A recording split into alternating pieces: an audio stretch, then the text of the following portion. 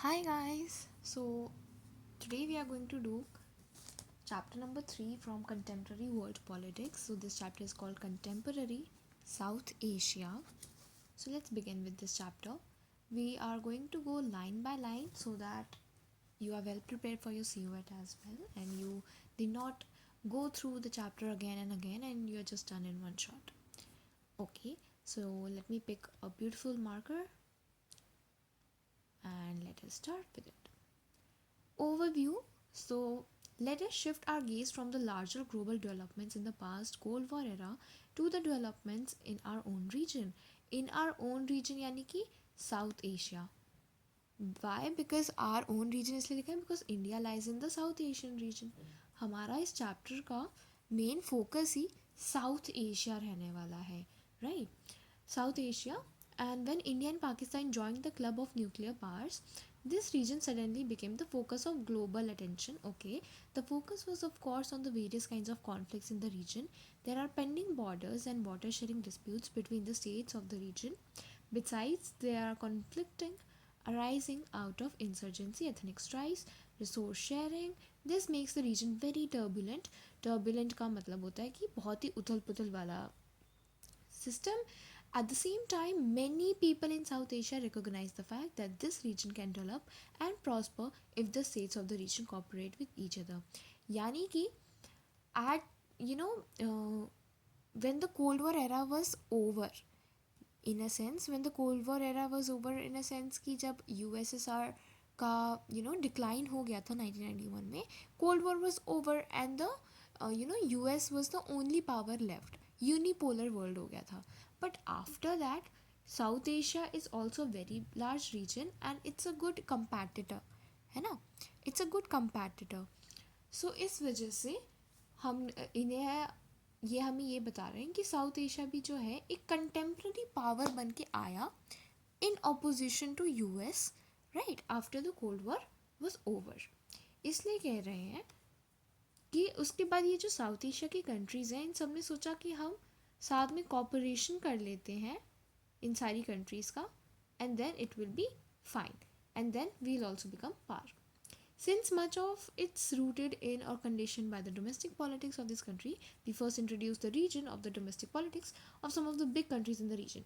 यानी कि इस चैप्टर में हम कुछ चुनिंदा कंट्रीज़ के बारे में पढ़ने जाएंगे, उन चुनिंदा कंट्रीज़ के बारे में पढ़ेंगे, and then we'll get to know कि what are the contemporary powers in the South Asia. Basically हम साउथ एशिया की कुछ चुनिंदा कंट्रीज़ के बारे में पढ़ेंगे कि वहाँ पे पहले मोनार्की थी, कि कौन सा सिस्टम था, एंड फाइनली वो सारे डेमोक्रेटिक कैसे बने.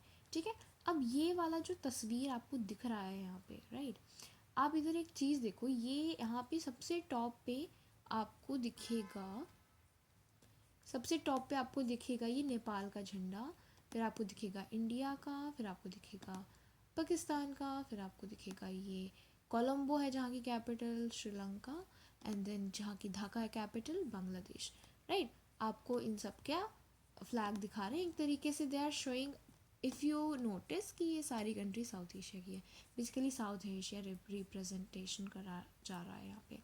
नीचे क्या लिखा है, Subhash Rai adaptation of liberty leading the people, painted by Eugene Delacroix in 1830, courtesy of Himal South Asian, the South Asia Trust Nepal. इसमें आपको इतनी सी चीज़ याद रखनी है, लिबर्टी लीडिंग द पीपल करके इसका नाम है, राइट. एंड ये जो पेंटिंग है ये यूजीन डेलाक्रॉइक्स ने बनाई थी 1830 में.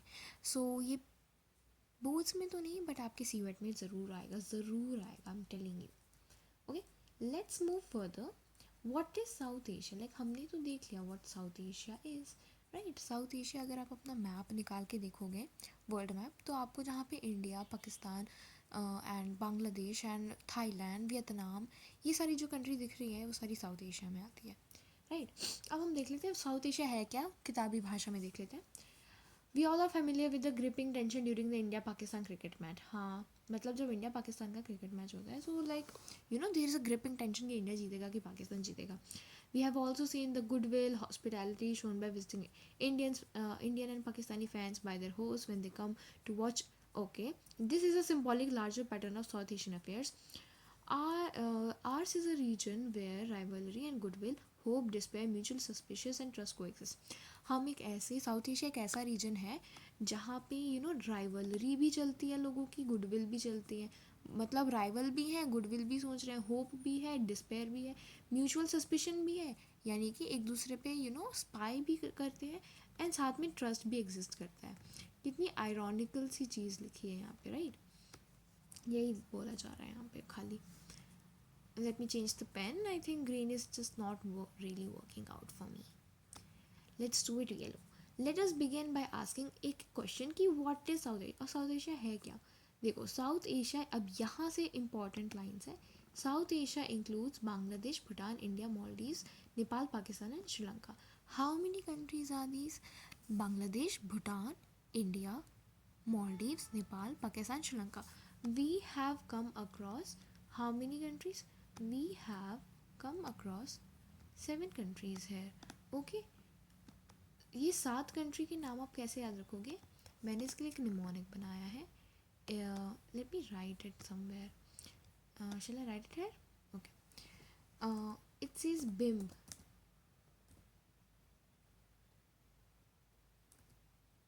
ठीक है. बी से आपका आता है बांग्लादेश, फिर India, Bangladesh, India, Maldives, Bhutan and ऐसे Sri Lanka. Beams N P. Beams N P याद रखा है. Beams then N P. Okay. Beams N P. तो आप इस तरीके से याद रख सकते हो बिम्स एन पी करके. सो ये आपकी 1 2 3 4 5 6 7 है कंट्रीज, राइट. ओके. अब देखो, यहाँ का थोड़ा ज्योग्राफिकल लोकेशन के बारे में बोला गया है कि हिमालयाज जो साउथ एशिया है उसका बॉर्डर कहाँ से लगता है? हिमालयाज नॉर्थ में होते हैं और इंडियन ओशन होता है नीचे. ठीक है. अरेबियन सी होता है एंड बे ऑफ बंगाल होता है साउथ में. वेस्ट और ईस्ट जो है वहाँ पे बहुत सारी नेचुरल इंसुलैरिटी है, काफ़ी नेचुरल चीज़ें हैं. Largely responsible for the linguistic social cultural distinctiveness. क्या बोला जा रहा है यहाँ पे? यहाँ पे कह रहे हैं कि बहुत सारी linguistic social and cultural distinctiveness है इस सब कॉन्टिनेंट में. ठीक है, ये कहा जा रहा है. सो इसमें बेसिकली आपको इतना याद रखना है. सबसे पहली चीज़ बिम्स एन पी याद रखना है कि कौन कौन सी कंट्री साउथ एशिया को मेजरली बनाती है. इन 7 कंट्रीज़ के नाम आपको याद रखने हैं. उन 7 कंट्रीज़ के नाम याद रखने के बाद आपको ये पता होना चाहिए, आप इंडिया को इमेजिन करना है. इंडिया के नॉर्थ में क्या पड़ता है? हिमालयास पड़ता है. तो हिमालय हमारा क्या हो गए? हिमालय हमारे नॉर्थ में आ गए. Indian Ocean, Arabian Sea, Bay of Bengal south में पड़ता है, साउथ ईस्ट एशिया के. ईस्ट और वेस्ट में बहुत नेचुरल डाइवर्सिटी है. और हमें साउथ एशिया में लिंग्विस्टिक सोशल कल्चरल डिस्टिंक्टिवनेस देखने को मिलती है. लिंग्विस्टिक कैसे? आप इंडिया में देखेंगे हिंदी स्पीकिंग मोस्टली लोग हैं. ठीक है. पाकिस्तान जाएंगे, साउथ एशिया का पार्ट है, वहाँ पे उर्दू स्पीकिंग ज़्यादा है. वियतनाम में उधर की लैंग्वेज बोली जाती है. फिलीपींस में वहाँ की लैंग्वेज बोलते हैं सारे. कोरिया में कोरियन बोलते हैं सब, राइट. सो इस तरीके से आप लिंग्विस्टिक लैंग्वेज बेसिस पे बहुत डिस्टिंक्टिवनेस है. सोशल देख लो, सोशली भी कुछ कंट्रीज़ आगे हैं. इफ़ यू सी पाकिस्तान है तो साउथ एशिया का पार्ट, लेकिन है इकोनॉमिकली पीछे, है ना. इकोनॉमिकली पीछे है. एंड बाकी कंट्रीज़ एज कम इंडिया हो गया या फिर कोरिया हो गया, बाकी कंट्रीज़ जो हो गई, टूरिज़्म बहुत अच्छा होता है वहाँ पे, वो अहेड है इकोनॉमिकली भी. सोशली भी हम बहुत ही डिफरेंट हैं. एंड कल्चरल डिसेंट, कल्चर भी बहुत डिफरेंट है. इंडिया में खुद ही इतनी डाइवर्सिटी है, इंडिया अकेले में इतनी डाइवर्सिटी है, तो सोचो पूरे साउथ एशिया को मिला दो तब कितनी ज़्यादा डाइवर्सिटी हो जाएगी. इंडिया और पाकिस्तान में काफ़ी कल्चरल डिफरेंसेस हैं. इंडिया और बांग्लादेश में भी थोड़े बहुत हैं, राइट. इंडिया का एग्जांपल ले लो और साथ में कोई साउथ ईस्टर्न नेशन ले लो, आप वियतनाम ले लो. हर कंट्री की एक अलग अलग स्पेशलिटी है, कल्चरल डिस्टिंक्टिवनेस है. तो वही बोला जा रहा है linguistic social and cultural. Linguistic social culture, linguistic social culture 4 बार बोलो, याद हो जाएगा. ठीक है. तो ये सब आपको पेपर में लिख के आना है.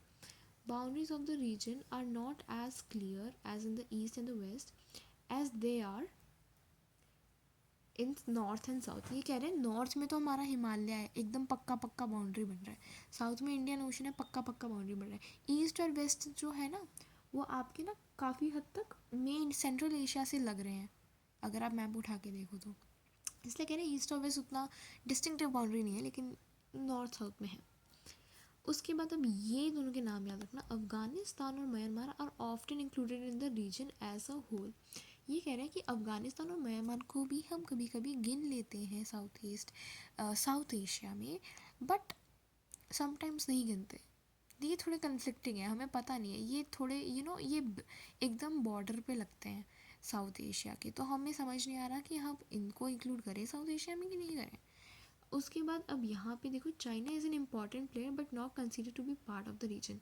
ठीक है, क्योंकि चाइना थोड़ा सेंट्रल एशिया में पड़ता है, इस वजह से, राइट, मेन एशिया का पार्ट है चाइना। लेकिन चाइना भी आप देखोगे तो काफ़ी सारे पोर्ट्स खरीद रखे हैं उसने श्रीलंका में, राइट, एंड इंडिया से भी उसका एकदम झगड़ा हुआ पड़ा है, पाकिस्तान से भी उसके रिलेशंस हैं। तो चाइना बेसिकली साउथ एशिया में बहुत बड़ा मेजर रोल प्ले करता है, लेकिन वैसे साउथ एशिया का पार्ट नहीं माना जाता, क्योंकि वो थोड़ा सेंटर में पड़ता है एशिया के, है। मैं एक बार आपको वर्ल्ड मैप पे दिखाना चाहूँगी।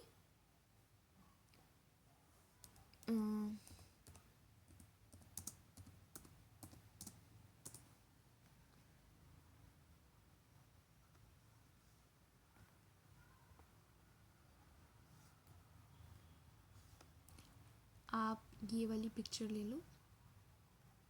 सो आप यहाँ पे देखो, ये वाला जो पोर्शन है ये पूरा साउथ एशिया बनाता है आपका, राइट, ये वाला रीजन। लेकिन चाइना आप देखो कि थोड़े सेंटर में पड़ते हैं, इसका मेजॉरिटी हम साउथ इसको कहते हैं, राइट। साउथ में इंडिया आता है काफ़ी हद तक, सो और श्रीलंका पूरा आता है, पाकिस्तान भी आता है, नेपाल आता है, भूटान आता है। चाइना को नहीं गिनते क्योंकि वो थोड़ा इतना वास्ट है, उसका मेजरली तो सेंट्रल एशिया में पड़ रहा है ना, ऊपर के साइड पड़ रहा है, इसलिए हम चाइना को नहीं गिनते। अफगानिस्तान यहाँ पे होता है, तो ये थोड़ा ऐसे बॉर्डर पे पड़ रहा है, सेंट्रल एशिया में भी जा रहा है, साउथ एशिया में भी जा रहा है, तो हम इसको भी काउंट नहीं करते। ठीक है, सेम विथ म्यांमार, म्यांमार यहाँ पे है, म्यांमार यहाँ पे है, ये हम कहते हैं कि साउथ एशिया का भी पार्ट बन सकता है, और लेकिन है तो मतलब ईस्टर्न साइड पे ज़्यादा पड़ रहा है, तो we are like suspicious about कि हम इसको जोड़े कि नहीं जोड़े।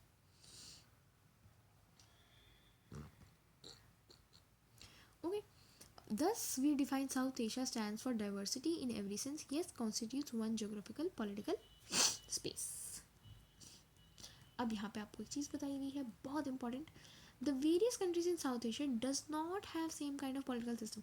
जितनी भी कंट्री साउथ एशिया में, सबका पॉलिटिकल सिस्टम सही नहीं है, एक जैसा नहीं है, कहीं जगह डेमोक्रेसी है, कहीं जगह मोनार्की है, कहीं जगह कुछ है, different type of political system है।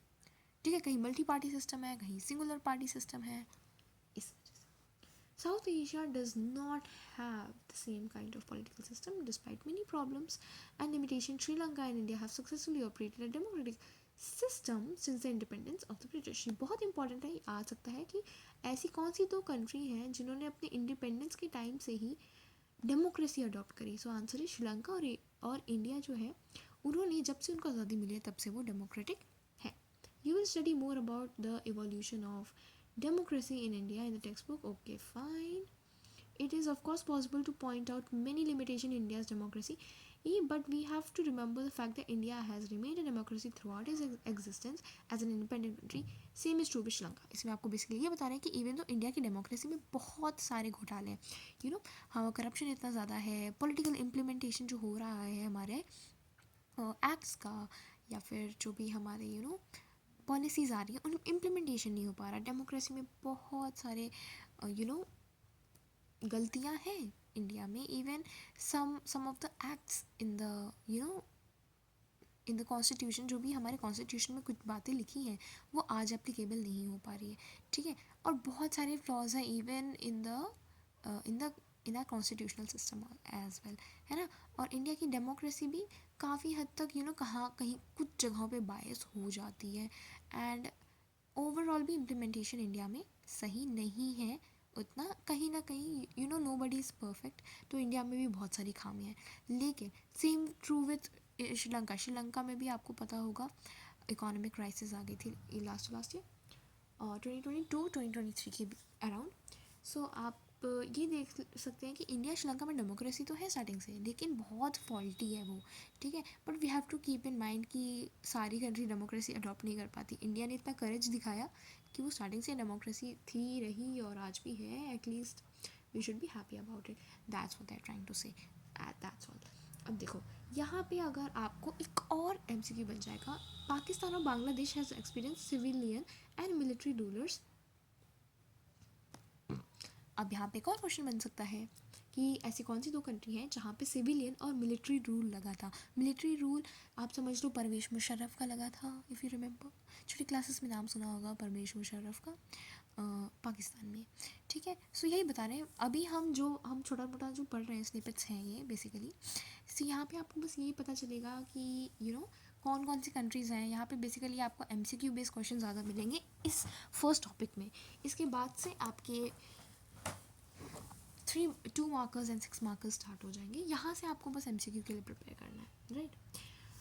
उसके बाद आपको बोल रहे हैं Pakistan began the post cold war period with successive democratic government under the Benazir Bhutto and Nawaz Sharif respectively, but it's our military coup in 1999। अब आपको ये याद रखना है कि मिलिट्री कूप पाकिस्तान में कब आया था, 1999 में आया था।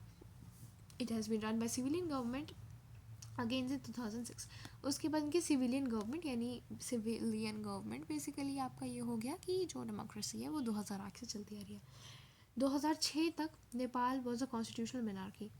अब इसको अंडरलाइन कर लो, नेपाल जो है कॉन्स्टिट्यूशनल मिनार्की था टिल 2006, ठीक है। सो ये आपका जो 23-24 वाला बैच है, आप में से मैक्सिमम बच्चे 90% बच्चे 2006 में बॉर्न हुए होंगे। सो आपको ये एक इंटरेस्टिंग फैक्ट जान लो कि जिस साल आप पैदा होते हैं वहाँ उस साल तक नेपाल में कॉन्स्टिट्यूशन मोनार्की थी, उसके बाद वो डेमोक्रेसी बन गई। 2008 में जो है मोनार्की अबॉलिश हो गई थी and Nepal emerge as a democratic republic. लेकिन अब देखो इतना याद रखना, आपको ये पता होना चाहिए कि till 2006 Nepal was constitutional monarchy, ठीक है। लेकिन वो डेमोक्रेसी कब आई उधर, 2008 में। अब आप पूछोगे ऐसा क्यों, क्योंकि एकदम ये कोई हलवा बनाने जैसा है नहीं क्या, कि कुछ भी बोला हाँ भाई हम कॉन्स्टिट्यूशन मोनार्की हटा रहे हैं, हट गई अगले दिन। It's doesn't work like that. तो थोड़ा टाइम लग गया, 2 साल लग गया अच्छे से इम्प्लीमेंट करने में डेमोक्रेसी को। फाइनली 2008 में जाके हो गई implement. From the experience of Bangladesh and Nepal, we can say that democracy is becoming accepted norm in the entire region in South Asia. अब यही आपके क्रक्स है, क्योंकि अभी हम ना जो 7 कंट्रीज़ हमने देखी, वो 7 कंट्रीज़ का आपको जर्नी बताएंगे कि वो कैसे गए फ्रॉम मोनार्की या जो भी मिलिट्री रूल जो भी लगा वहाँ पे, and finally they turn into democracy. So we can say that democracy is becoming an accepted norm in the entire region of South Asia. ये हो गया आपका जी कंक्लूजन, ठीक है। आपको ये हर आंसर में कहीं पे भी अगर आपको लगे सुटेबल चीज़ लिखनी है, क्योंकि this is the crux of the chapter. Basically इस लाइन में सम अप कर रहे हैं हम। Democracy is becoming the accepted norm in the entire region of South Asia. अब जितनी भी साथ हमने कंट्रीज पढ़ी, BIMS NP, right, BIMS NP mnemonic, वो सारी 7 कंट्री के बारे में हम पढ़ेंगे, इंडिया को छोड़ के। उन सारी कंट्री के बारे में पढ़ेंगे कि वो कैसे मोनार्की से या मिलिट्री रूल से, डिक्टेटरशिप जो भी चल रहा था वहाँ पे, फाइनली डेमोक्रेसी को कैसे अडॉप्ट करी, ठीक है। अब देखो आप छोटा सा टॉपिक है, ठीक है, ये वाला पेज है बस। नेक्स्ट फिर आपका फिर पाकिस्तान शुरू हो जाएगा। सो हम जल्दी से ये ख़त्म कर लेते हैं and then in the part 2 we are going to cover Pakistan, okay. So 2-3 minute और लगेंगे, let's finish it off. Similar changes are taking place in 2 smallest countries of the region. Bhutan became constitutional monarchy in 2008. अब इसको याद रख लो। Bhutan became constitutional monarchy in 2008. Bhutan जो है constitutional monarchy बन गया था 2008 में under the leadership of the king, ठीक है। अब आपको बताना है under the leadership of what, king, queen, किसके लीडरशिप के अंडर कॉन्स्टिट्यूशनल मोनार्की बना था भूटान, किंग के। It emerge as a multi party democracy, ठीक है। इसमें बेसिकली ये बोला है कि भूटान जो था वो कॉन्स्टिट्यूशनल मोनार्की बन गया 2008 में under the leadership of king. It emerge as a multi party democracy, यानी कि किंग के अंडर वो मल्टी पार्टी डेमोक्रेसी में तक पलटा। मालदीव जो है और अदर आइडल nations was a sultanate till 1968, यानी मालदीव जो था वो एक जैसे दिल्ली सल्तनत थी वैसी मालदीव्स की एक सल्तनत थी, ठीक है। 1968 तक वो आइलैंड नेशन सल्तनत के रूप में रहा, ठीक है, under the rule of somebody रहा। When it was transform into republic, republic basically वहाँ पे जब सिविलियन रूल आया, कॉमन पीपल रूल आया with presidential form of government, तब आया, ठीक है, 1968 के बाद। 1968 से पहले पहले तक सल्तनत थी वहाँ पे, 1968 के बाद से वहाँ पे सिविलियन रूल आ गया, presidential form of government adopt करी उन्होंने, राइट। ये याद रखना, presidential form of government. Basically इस in the introductory part I cannot really tell you a lot of things because it's just memorization. You have to just listen to it. जो मैं mark करा रही हूँ उसको अच्छे से मार्क करते चलो, डेट्स याद रखो, दैट्स इट, क्योंकि यहाँ से बस MCQ आने वाला है एटलीस्ट फ्रॉम दिस टॉपिक। अब देखो यहाँ पे लिखा है जून 2005 में क्या हुआ था, parliament of Maldives voted unanimously to introduce multi party system. Okay, presidential form of government था, ठीक है। हम मालदीव्स की बात कर रहे हैं, दोबारा से सुनो, मालदीव एक आइलैंड नेशन है, वो एक सल्तनत थी, जैसे दिल्ली सल्तनत होती है वैसे मालदीव की अलग सल्तनत थी 1968 तक। 1968 के बाद किंग के 1968 के बाद it transform into a republic, Republic बन गया, वहाँ पे सिविलियन रूल आया, प्रेसिडेंशियल फॉर्म ऑफ गवर्नमेंट उन्होंने अपनाई। उसके बाद क्या हुआ, जून 2005 था वो ईयर कि जून में पार्लियामेंट जो थी मालदीव्स की, उन्होंने वोट करा इकट्ठे मिलके कि हम एक मल्टी पार्टी सिस्टम अडॉप्ट करेंगे, ठीक है। So again they can ask multi party system. Maldivian Democratic Party MDP dominates the political affair of the island. The MDP won 2018 election. Maldivian Democratic Party, अच्छे से याद रखना, मंडप MDP, मंडप याद रख लेना, ठीक है। Despite, okay, so बस ये वाला पैराग्राफ और बचा है। Despite the mixed records of democratic experience, people in all these countries share aspirations for democracy. अगर आप इन सब को ऑल इन ऑल देखें तो इन सारी ही कंट्रीज़ को कहीं ना कहीं डेमोक्रेसी अपनानी है। आप देख लीजिए, हर जगह देख लीजिए, इंडिया श्रीलंका क्या थी, स्टार्टिंग से डेमोक्रेसी थी। पाकिस्तान की बात करें, मिलिट्री रूल लगा उधर, लेकिन फाइनली 2008 के बाद एटलीस्ट वो बन गई डेमोक्रेसी, ठीक है, सिविलियन रूल आ गया वहाँ पे। Similarly with Nepal also, Nepal जो है, अगर आप नेपाल का एग्जांपल देखें वहाँ पे भी एस्पिरेशन है फॉर डेमोक्रेसी। मॉलडीव्स का भी आपने देख लिया, मॉलडीव्स में भी multi party system they try to introduce, ठीक है, and they introduce in fact, even उनकी MDP पार्टी भी जीती 2018 के इलेक्शंस में। सो यहाँ से हम कंक्लूड कर सकते हैं कि the people in all this country share aspiration for democracy, ठीक है। A recent survey of the attitudes of people in the 5 big countries of the region showed that there is widespread support for democracy in all this country, ठीक है। यहाँ पे आपको कुछ countries दे रखी हैं, बांग्लादेश, श्रीलंका, इंडिया, पाकिस्तान और नेपाल। यहाँ पे इसकी बात कर रही हूँ मैं, राइट। यहाँ पे बेसिकली 5 कंट्रीज़ की बात करी गई है। यहाँ पे इन्होंने एक सर्वे लिया था कि कौन चाहता है कि डेमोक्रेसी होनी चाहिए। वेरी सुटेबल बोला इतने लोगों ने, पाकिस्तान में तो वेरी सुटेबल कुछ ज़्यादा ही बोला लोगों ने कि डेमोक्रेसी बहुत ज़्यादा सुटेबल है। सुटेबल भी काफ़ी लोगों ने बोला, आप देख सकते हैं कितना अच्छा डेटा आया है हमारे पास, राइट, कि बहुत सारे एस्पिरेशन है वहाँ पे for democracy. Ordinary citizen, rich as well as poor, belonging to different region, view idea of democracy positively, support the institution of representative democracy. वहाँ पे representative democracy को बहुत माना जाता है। They prefer democracy over any other form of government and think that democracy is suitable for the country. उनको लगता है कि democracy बहुत suitable है उनकी country के लिए। As you can see, तभी सारी country divert हो रही है towards democracy. These are significant findings for it. Was earlier believed that democracy could flourish and find support only in the prosperous country in the world. अब इस चीज़ को याद रखना, इसको आप आंसर में यूज़ कर सकते हो। ऐसा माना जाता था कि डेमोक्रेसी को चलाना बहुत ही मुश्किल होता है ना। डेमोक्रेसी चलाने के लिए आपको बहुत सारे इंस्टीट्यूशंस लगते हैं, वेल स्ट्रक्चर्ड प्लान लगता है, और कलेक्टिवली रूल करना है। कलेक्टिवली रूल करना, इलेक्शन कराना है, फलाना ढिमकाना, बहुत हेक्टिक काम रहता है। तो उनको लगता था कि ये बस बड़ी बड़ी इंडस्ट्रियलाइज कंट्री ही कर सकती है, यूरोपियन कंट्रीज ही कर सकती है, प्रॉस्परस कंट्रीज ही कर सकती हैं, राइट। प्रॉस्परस कंट्री क्या होगी? यूरोपियन कंट्रीज हो गई और नॉर्थ अमेरिका वाला रीजन हो गया, है ना। अब देखो, this is the human development report basically. Let's finish off with this topic. In the sense South Asian experience of democracy has expanded global imagination of democracy, let us look at the experience of democracy in each of the four big countries of the region other than India. Okay, इस chapter में, अब ये तो आपका introductory portion था जो अभी हमने करा, ठीक है। इसमें मैंने आपको जो जो हाईलाइट करवाया, प्लीज़ वो अच्छे से कर लेना प्लीज़, क्योंकि उसी में से ही आएगा, जितना मार्क करा है उसमें से ही आएगा। जो पिंक से मार्क कराया है वो इसलिए मार्क कराया है कि आप उसको अंडरलाइन करें। आंसर राइटिंग लिखते टाइम कीवर्ड्स ढूंढती हैं टीचर्स, तो बुक की एज इट इज़ लाइन लिख देना।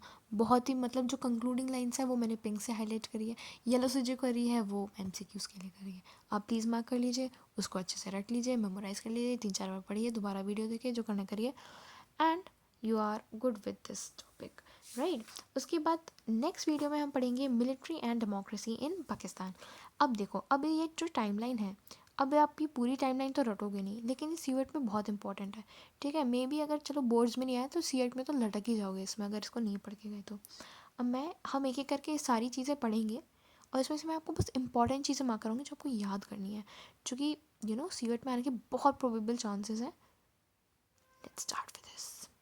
मैं एक ग्रीन कलर ले लेती हूँ, इट विल हाईलाइट अच्छे से होगा। India Pakistan emerge as independent nation after of the British rule. ये मेरे को हाईलाइट कराने की ज़रूरत नहीं, इतना कॉमन सेंस होता है और इतना सबको पता होना चाहिए, even if you are not humanity student.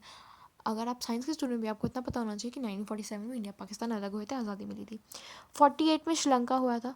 अब देखो, श्रीलंका का पुराना नाम था सेलोन, तो ये सेलोन नाम याद रख लेना, सेलोन इसका नाम था। और श्रीलंका को आज़ादी कब मिली थी? 1948 में मिली थी।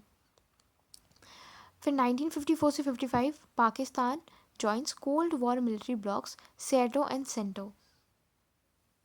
Not important, just read it once, ठीक है। जब आप रीड करो तो सब सारा रीड करो, लेकिन जो मैं मार्क करा रही हूँ उसको आप अच्छे से रटो, ठीक है। अब देखो, India Pakistan sign Indus water treaty. अब ये आपको याद रखना है, क्यों? क्योंकि ये आपके एक चैप्टर है आपका इंडिया वाली बुक में, ठीक है।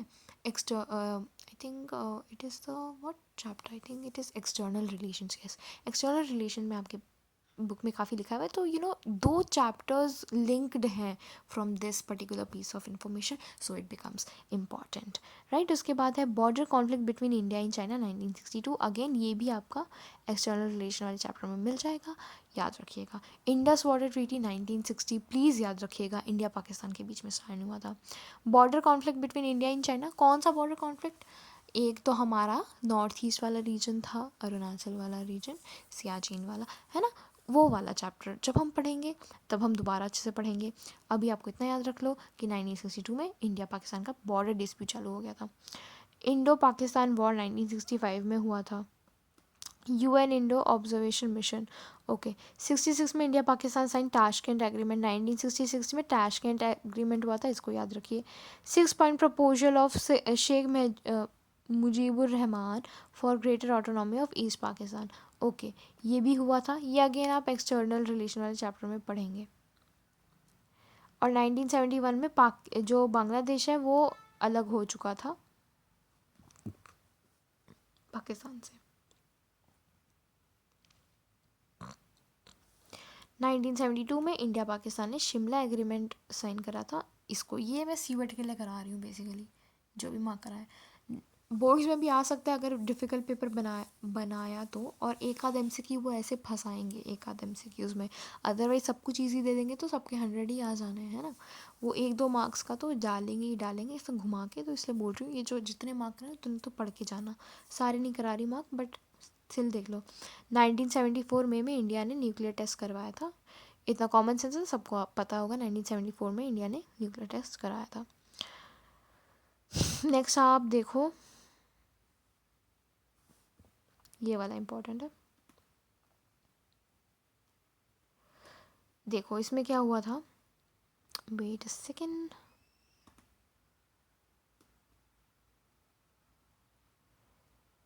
1985 दिसंबर याद रखिएगा। इसमें क्या हुआ था, सार्क की जो कंट्रीज़ हैं, ये देखो सॉरी साउथ एशिया के जो लीडर्स हैं, साउथ एशिया अभी हमने देखा साउथ एशिया क्या था, बिम्स एनपी निमोनिक याद किया था, वहाँ के जो लीडर्स हैं सारी सातों कंट्रीज़ की, उन सब ने सार्क का चार्टर साइन करा था। सार्क आप समझते हैं ना, south Asian association for regional cooperation, ठीक है। उसका चार्टर उन्होंने पहली बार कहाँ साइन करा था वो पूछा जा सकता है, आंसर इज़ योर ढाका, ठीक है।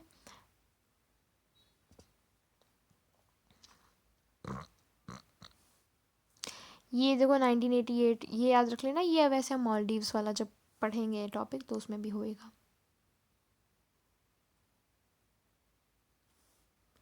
1996 में फ़रक्का ट्रीटी साइन होती है, आप इसको ज़रूर याद रखिएगा। 1990 दिसंबर याद मत रखो, लेकिन 1996 याद रखो। इंडिया और बांग्लादेश ने क्या करा था, Farakka treaty for sharing Ganga water, ठीक है। अब देखो गंगा बहती भी जाती है तो वेस्ट बंगाल साइड से निकल जाती है ना, थोड़ा ईस्टर्न साइड में थोड़ा बहुत जाती है, नॉट पूरा नॉर्थ ईस्ट पर थोड़ा नॉर्थ से निकल के स्लाइटली ईस्ट में जाके बहती है गंगा, राइट। वह बांग्लादेश भी पड़ता है। तो फरक्का ट्रीटी के थ्रू इंडिया बांग्लादेश ने गंगा वाटर शेयर करने की बातें करी थी।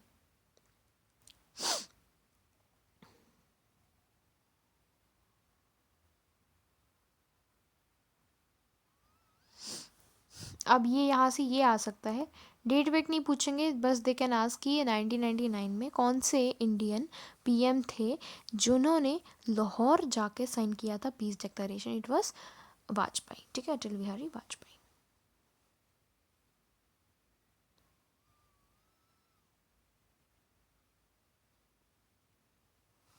Now they can ask you कि 18th सार्क समिट कहाँ पे हुआ था, so it happened in Kathmandu. Kathmandu venue याद रखना। अभी दे कैन आस्क 2007 में कौन सी कंट्री ने सार्क ज्वाइन किया था, इट विल बी अफगानिस्तान, ठीक है। अब एक बार मैं इसको छोटा करके दिखा रही हूँ एक पेज पे ताकि फिट हो जाए। मैंने जितने मार्क कराए सारे मार्क नहीं कराए, मेन मेन चीज़ें मार्क कराए, आप प्लीज़ इसको पढ़ के जाइएगा। If you want then I can just sum it up because काफ़ी डिफ़िकल्ट हो गया होगा एट दिस पॉइंट। जल्दी जल्दी करते हैं। 1947 में इंडिया पाकिस्तान इंडिपेंडेंट हुए थे। उसके अगले साल श्रीलंका, जिसको पहले सिलोन के नाम से जाना जाता था, इंडिपेंडेंस गेन करी थी। इंडिया पाकिस्तान ने इंडस वाटर ट्रीटी 1960 में साइन करी थी। इंडिया और चाइना का बॉर्डर कॉन्फ्लिक्ट 1962 में चालू हो गया था। 1965 में इंडिया पाकिस्तान की वॉर हुई थी, राइट। एंड 1966 में ताशकंद ट्रीटी साइन कर दी थी। 65 में वॉर हुआ, 66 में ताशकंद एग्रीमेंट साइन कर दिया, यानी पीस सीज फायर के लिए था वो, ठीक है। सीज फायर समझते हैं कि हल्ला गुल्ला बंद कर देना, वॉर बंद कर देने का एक एग्रीमेंट हुआ था। इस तरीके से याद रखो 65, आप इस तरीके से याद रखो कि 65 में आपकी लड़ाई होना स्टार्ट हुई थी इंडिया पाकिस्तान की, एंड आपकी 66 में क्या हो गई, ताशकंद ट्रीटी साइन हो गई थी, राइट। सो इस तरीके से आप बाकी भी पढ़ लीजिएगा। Thank you very much. Next हम मिलेंगे पाकिस्तान के बारे में पढ़ने के लिए।